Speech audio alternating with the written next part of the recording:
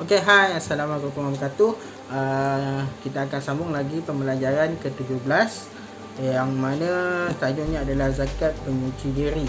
Kita akan bahaskan tentang 8 asnaf yang layak menerima zakat. Okey, untuk nombor 1, yang first sekali adalah fakir. Fakir ialah orang yang tidak mampu atau tidak cukup pembelanjaan asasi lebih daripada separuh keperluannya. Iaitu kalau contoh kita perlukan RM10 untuk makan dalam sehari, fakir ni hanya ada RM3 atau RM4. Itulah fakir. Okay, yang kedua adalah miskin. Miskin ni apa? Orang yang tidak cukup pembelanjaan asasi kurang daripada separuh keperluannya. Okey, contohnya kalau dalam RM10 dia hanya ada RM6 ataupun RM7. Itulah RM5, RM6, RM7. Itulah bagi miskin.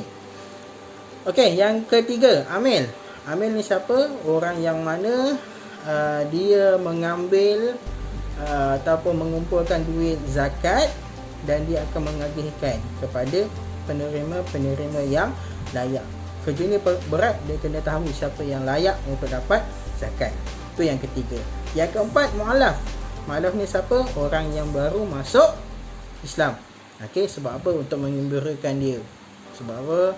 Dia mungkin kena buang keluarga, mungkin kena dia lah masuk agama ni, kalau dapat bantuan tu adalah lebih menyeronokkan dia lah. Okey, itu untuk mu'alaf yang keempat. Yang kelima, hamba.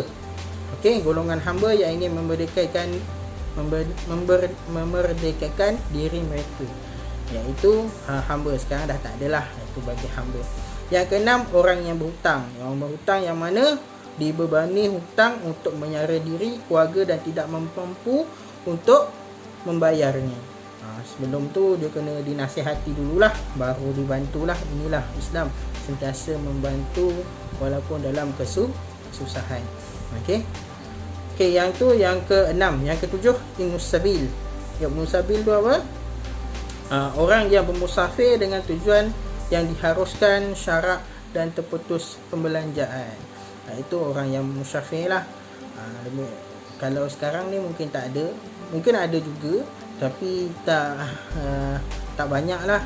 Tapi yang kita boleh tahu, Ibn Sabil ni contoh orang yang belajar jauh, dia mencari ilmu, orang yang belajar dengan ulama-ulama yang besar, walaupun belajar yang tinggi, yang memberi manfaat kepada negara, yang memberi manfaat kepada diri kita, insya-Allah itulah orang yang mana Ibnus Sabil yang perlu dibantu. Yang ke-8, fi sabilillah. Contoh askar kita tak cukup, jadi pusat zakat boleh bagi zakat. Okey, contoh lagi fi sabilillah, perlu bantuan, doktor tak ada alat untuk menghadapi benda ni, jadi pusat zakat sediakan duit untuk beli alat ni, bantu. Okey, fi sabilillah, yang mana berjuang pada jalan Allah Subhanahu Wa Taala, mengikut lapangan-lapangan yang sepatutnya. Okey, ada 8 golongan, 8 asnaf yang layak menerima zakat. Seperti yang kita tahu, pertama fakir, kedua miskin, ketiga amil, keempat mu'alaf, kelima hamba, keenam orang yang berhutang, ketujuh Ibnus Sabil, yang ke-8 fi sabilillah. Okey, boleh faham Okey, itu saja. Terima kasih.